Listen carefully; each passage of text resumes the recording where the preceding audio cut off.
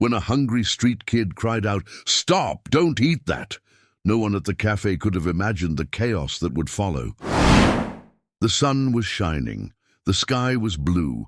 The city was full of noise and cars, but inside one quiet park, everything felt calm. There were flowers everywhere. Birds were singing in the trees. And right in the middle of the park was a fancy cafe. It was the kind of place rich people loved to visit. Waiters wore clean white shirts and shiny shoes.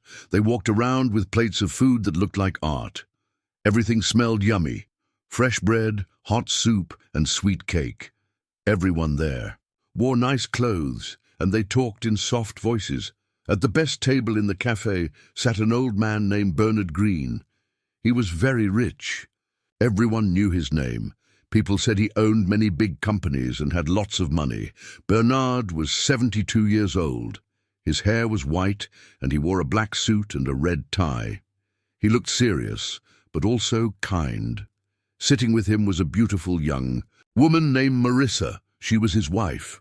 Marissa wore a shiny dress, golden earrings, and a sparkling diamond bracelet. She looked like someone from a movie, but even though she sat beside her husband, she didn't look happy. She was looking at her phone and not smiling. Bernard picked up the menu. "What should we eat today?" he asked with a gentle voice. But Marissa didn't answer. She just kept playing with her phone. Bernard didn't notice, but something strange was about to happen. Just outside the cafe, behind a low fence, stood a small boy named Malik. Malik had no home. His hair was messy. His shoes had holes. He wore a big grey hoodie that looked too old and too big for him. His stomach growled with hunger. Malik often came to this park. He liked the flowers and the water fountain. But mostly he came because he was hungry, and sometimes kind people gave him food. Today he hoped for a piece of bread or maybe someone's leftover sandwich. But as he looked around, his eyes stopped at Bernard and Marissa's table. He saw the waiter bring a bowl of soup and a plate of fresh bread. The soup looked warm and smelled amazing. Malik's mouth watered. His tummy made a loud growling sound. He dreamed of eating even just one spoon of that soup. But then something strange happened. Malik blinked. He rubbed his eyes. Did he just see that right? Marissa looked around quickly, then reached into her purse. She pulled out a tiny glass bottle. It was so small it could hide in the palm of her hand. The bottle had a clear liquid inside. Malik watched in shock. Marissa leaned forward. With a quick hand, she opened the bottle and dropped some of the liquid into Bernard's soup. Then she smiled. No one else saw it. No one was looking. But Malik saw it all. He heard her say softly, "After all the trouble I've gone through, you won't ruin this now." Malik gasped. His heart beat fast. Did he just see someone try to poison someone? Was that what was in the little bottle? Was Marissa trying to hurt her own husband? Malik took a step back. He was scared. He looked around. Everyone else was busy, eating and talking. No one noticed anything wrong.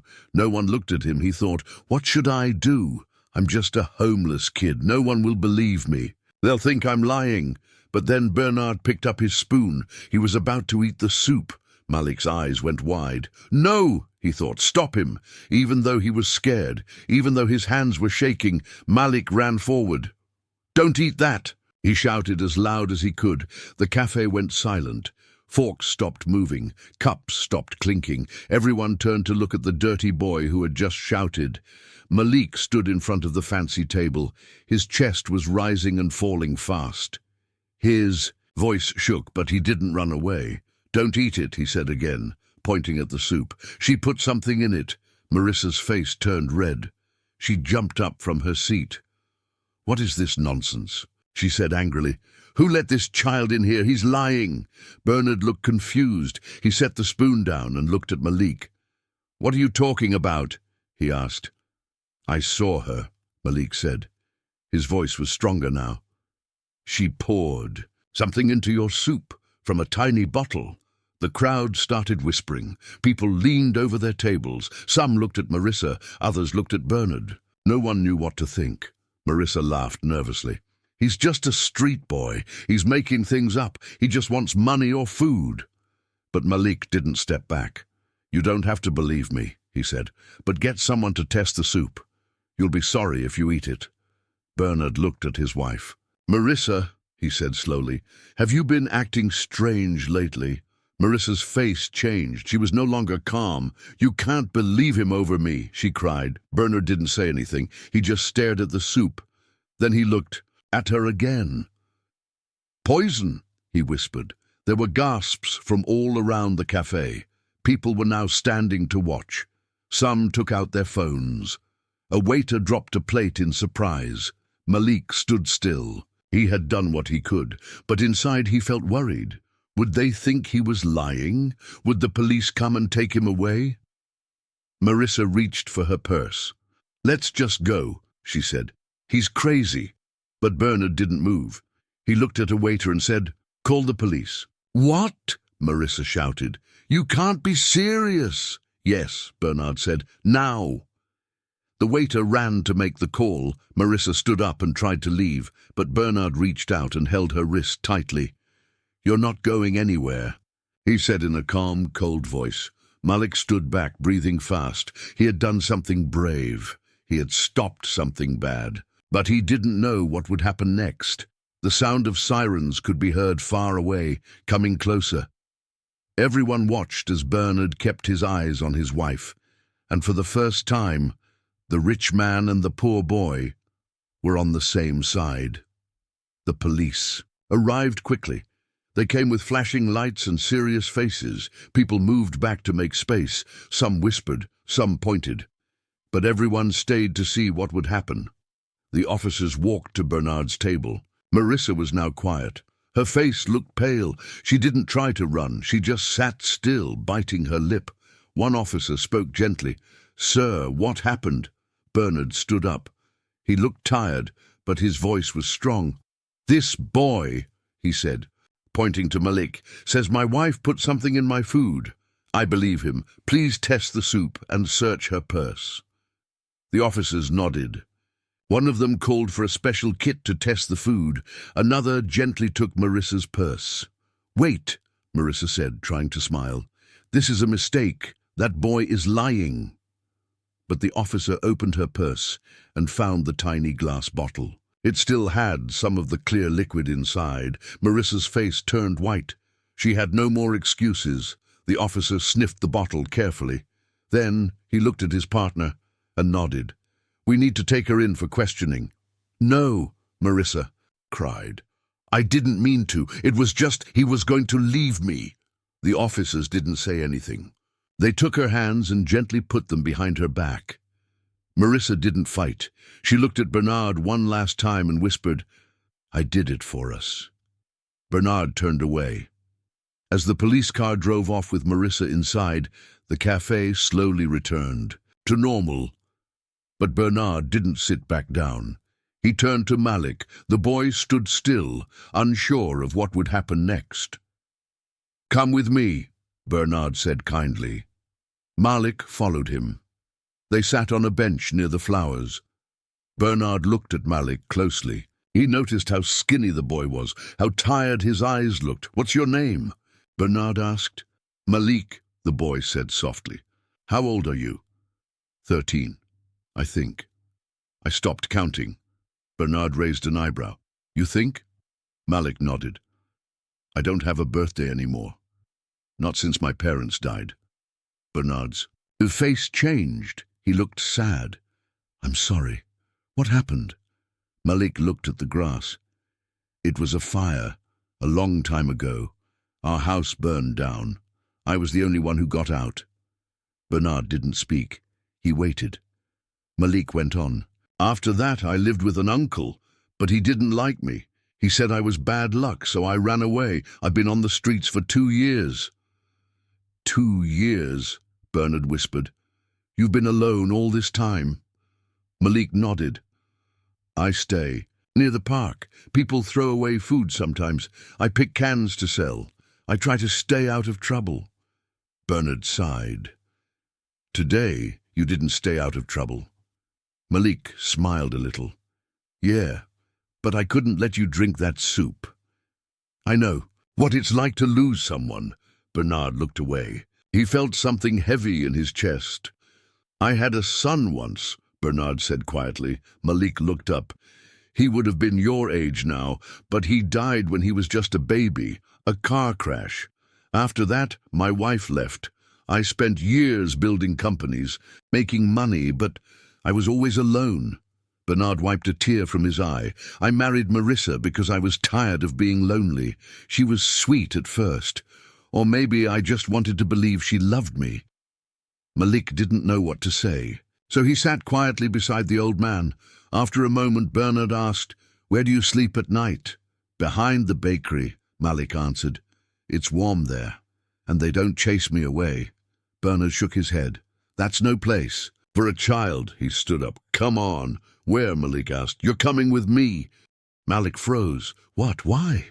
"Because you saved my life," Bernard said, "and because I won't let you go back to the street." They got into Bernard's black car. It was the fanciest car Malik had ever seen. The seats were soft. The windows were shiny. It smelled like fresh flowers inside. The driver looked surprised but didn't ask any questions. He drove them through the city, past tall buildings and busy roads. Finally, they reached a giant house with big gates and a long driveway. Malik's mouth dropped open. "Is this where you live?" he asked.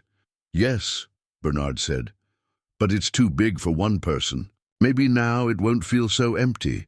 Inside, the house was beautiful. Clean white floors, big rooms, soft chairs, paintings on the walls, a huge kitchen, a tall staircase. Malik couldn't stop looking around. A kind woman named Clara came out of the kitchen. She was the housekeeper. "Sir," she said, "who is this?" "This is Malik," Bernard replied. "He's staying with us?" Clara smiled at Malik. "Well then, we better get you cleaned up." She led him upstairs to a bathroom. Malik couldn't believe his eyes. The tub was bigger than the bed he used to sleep on. Clara gave him clean clothes, a warm towel, shampoo that smelled like apples. For the first time in years, Malik took a real bath. He scrubbed off the dirt. He washed his hair. He looked in the mirror and almost didn't recognize himself. That night, Bernard and Malik had dinner together, real dinner, with chicken, rice, vegetables, and chocolate cake. Bernard watched Malik eat. He smiled. "You have a good appetite," he said. "I never know when my next meal will come," Malik replied with a grin. "From now on," Bernard said, "you'll never have to worry about that." Malik paused. "Why are you being so kind to me?" Bernard looked at him. "Because the world didn't show you kindness when you needed it most. Because I see something in you. Courage. Kindness. And because you reminded me what it means to be human." Malik felt his eyes get wet. No one had ever said anything like that to him before. That night, Malik slept in a real bed, with soft blankets and a pillow. He looked up at the ceiling. He felt safe. He felt warm. But most of all, he felt loved, and even though life had been hard, even though he had lost so much, something new was starting. A new home, a new family, a new hope. The next morning, sunlight came through the big windows. Birds chirped outside. Malik opened his eyes slowly. He was still in the soft bed. The blankets were warm. It wasn't a dream. He was really in Mr. Bernard's big house. He sat up and smiled. For the first time in many years, he felt happy waking up. Downstairs, the smell of pancakes filled the air. Clara was cooking breakfast.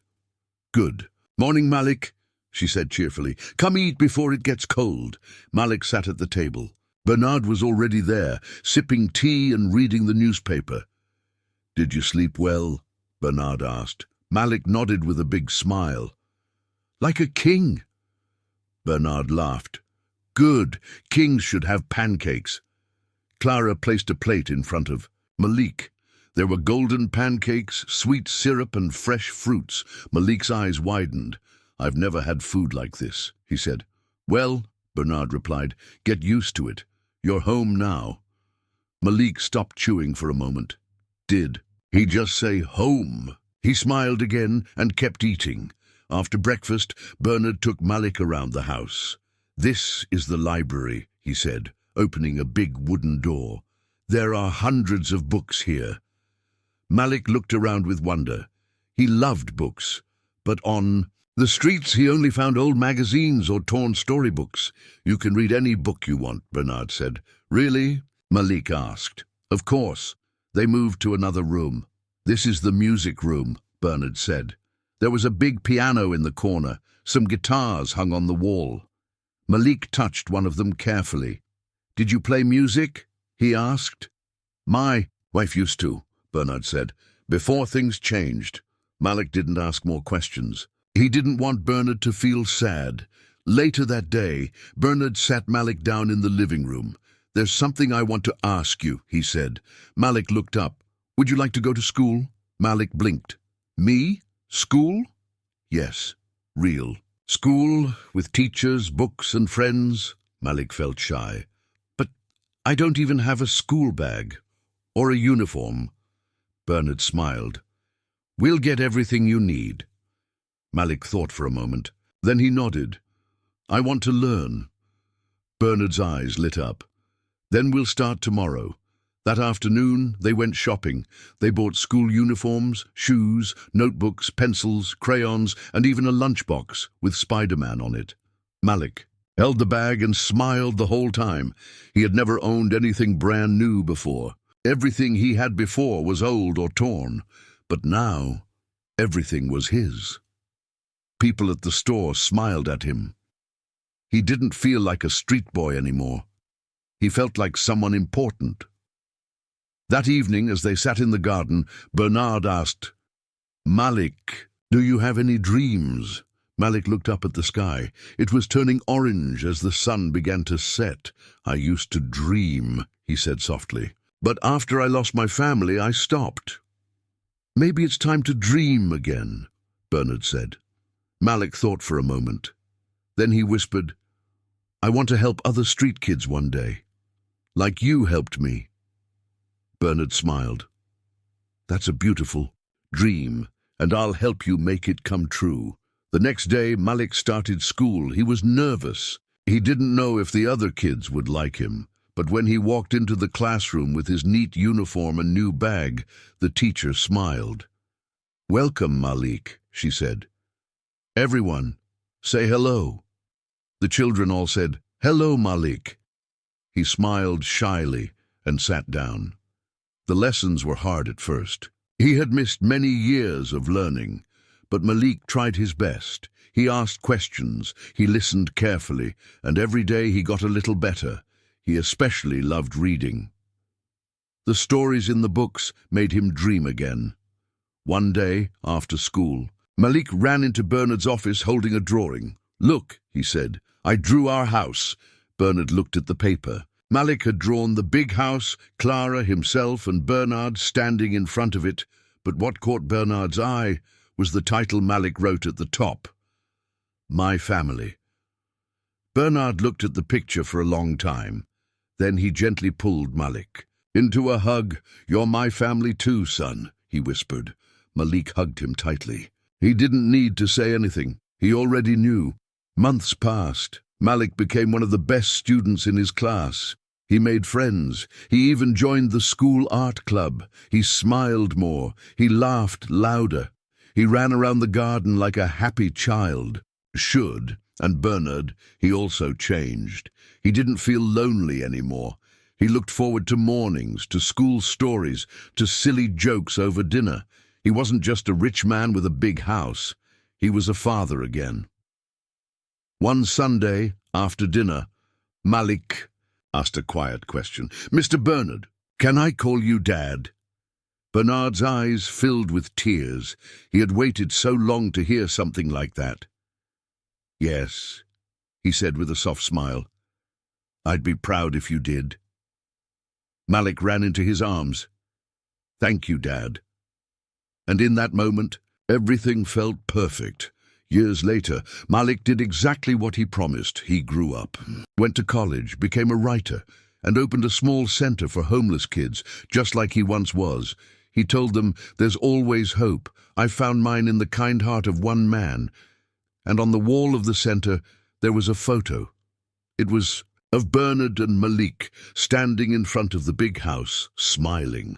Underneath the photo were these words: "Sometimes family is not about blood. It's about love, courage, and kindness."